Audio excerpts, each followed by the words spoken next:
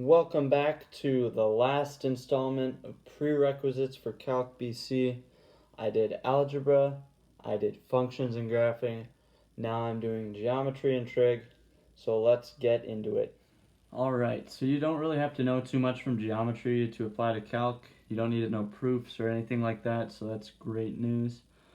But you do need to know formulas for simple plane shapes and 3D shapes and like Pythagorean theorem and stuff. So I'm going to go through these real quick because I really hope that you have some of this in your long-term memory. But anyway, area of a square, you have a side S, the area equals any of the sides squared. If you have a rectangle with a length and a width, the area is the length times the width. And if you have a trapezoid, the area is the average of the bases times the height. Here's the height. The reason behind that is kind of, if you average these two bases, it's kind of like if you were to make it into a rectangle. So if I took this and averaged them, it would come out to this and this, and then it's just base times height. That's kind of how I think of that, if that makes any sense. Quadrilaterals in general, for perimeter, you just add up all the sides. So for this it would be 4s, for this it would be 2l plus 2w, for this you just add up all the sides. Moving on to triangles, here is an equilateral triangle. That would mean equal angles and equal sides. Remember, all the angles in a triangle add up to 180, so when I said equal angle, that would mean each angle is 60 degrees because 180 divided by 3 is 60. What you do need to know is the formula for the area of an equilateral triangle. This basically only comes up when you're doing cross-sectional volumes, something like that. But this is what, if I have a side S, that's what the area is. It's root 3 over 4 s squared, which you can derive that pretty easily if you figure it out. Right here I've got a 45, 45, 90, and the property for that is you have the two legs of the right triangle are x, then the hypotenuse would be x root 2. If this is so this is 45, 45, 90. This is 30, 60, 90. So here's 60, here's 30. If I call this side x, this side is 2x, the hypotenuse is 2x, and this side is x root 3. And then down here, this is just a general right triangle. The area of a triangle is always 1/2 base times height. I butchered that. Area equals 1/2 base times height. That's just because if this is half of a rectangle, you're taking 1/2 of the length times the width. And then you also need to know Pythagorean theorem. So if this is A, if this is B, and this is C, a squared plus b squared equals c squared. Hopefully you know that. And then obviously the perimeter is just adding up all the sides. And then finally we've got a circle. There's the center, there's a radius. Area of a circle, pi r squared. Circumference of a circle, that's the distance around it, 2 pi r. And that's about it as far as plane shapes. I was getting kind of bored with 2 dimensions, so I threw in a third one. These are all artists' interpretations of what actual 3D shapes look like. So if this is a rectangular prism, the volume of a rectangular prism is length, width, height. This is the height, this is the width, this is the length. Surface area of a rectangular prism is 2 times length times the width, plus the width times the height, plus the length times the height.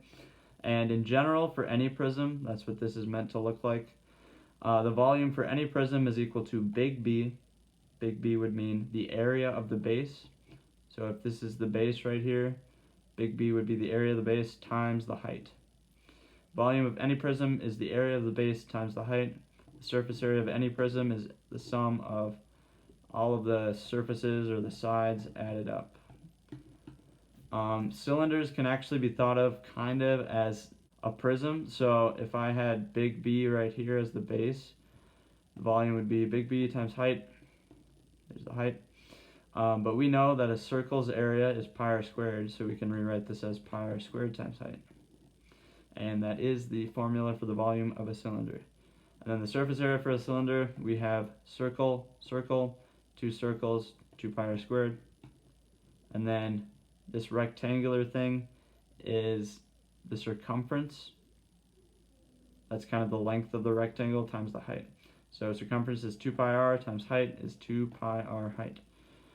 And then this cone, you don't really need to know the surface area, but the volume is the same volume as a prism, same volume as a cylinder, sorry, except you multiply it by 1/3. 1/3 pi r squared height.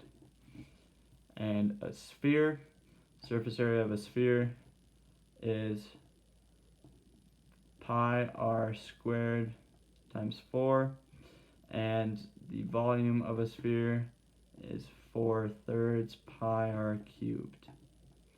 That right there is the radius. And there's 3D shapes.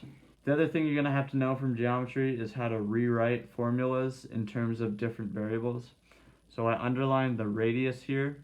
If we wanted to write this instead of v equals and then having r's, as r equals and then having v's, so r as a function of v, we would try and solve for r. We would divide this stuff over and then take the cube root. So r cubed equals, you see this? Okay, cool.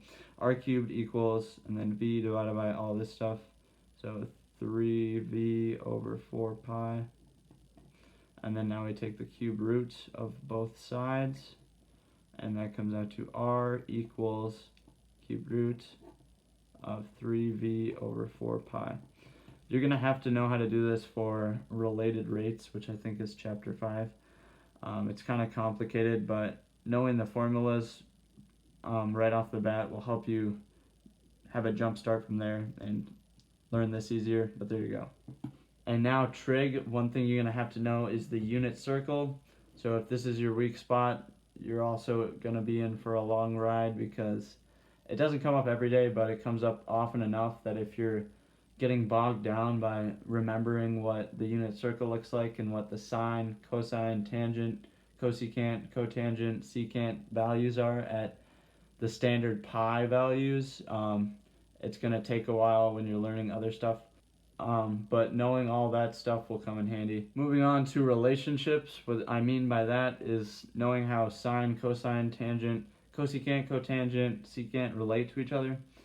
So obviously tangent is sine over cosine, cosecant 1 over sine, and I could go through all of them, but you know all of them, so I won't bother. The other thing about relationships is like knowing that sine of x plus pi halves is the same as cosine, stuff like that. Relationships between the graphs, knowing this stuff is a good start. And the last bit of trig that you need to know is identities. So there's not too much you need to know from this. Again, the good news is you don't need to remember everything from pre-calc or algebra 2. So the 3 that usually come up are sine squared plus cosine squared equals 1. So this one just says sine squared of any angle x plus cosine squared of that same angle always equals 1. And then the other one is the double angle for sine, so sine of 2x.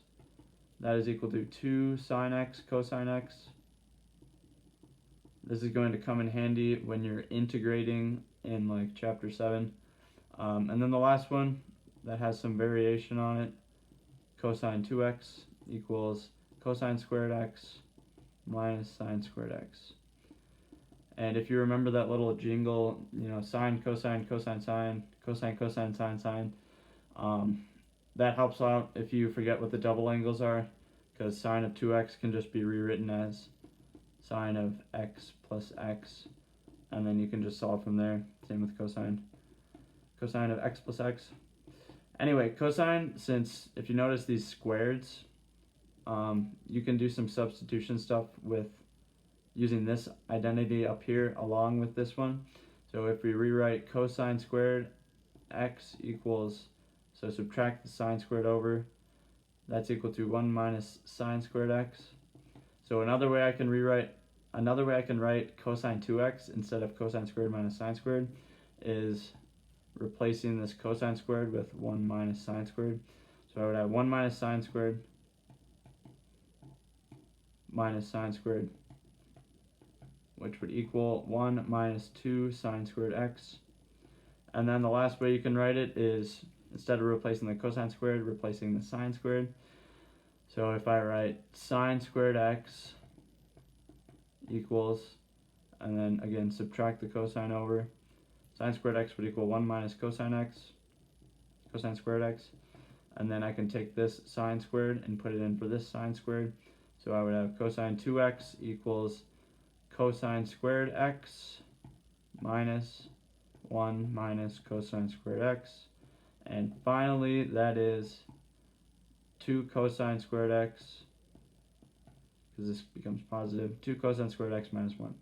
And there's all the identities you need to know, much less than everything, the half angles and all that from pre-calc, but there you go. Thank you so much for watching Prerequisites for Calc BC. This was just meant to give you a base layer to build off of for calc. So like I've said many times, calculus builds off of algebra, and on a test, when you're working through a problem, there's about 1 or 2 steps that are actual calc. Everything else is algebra.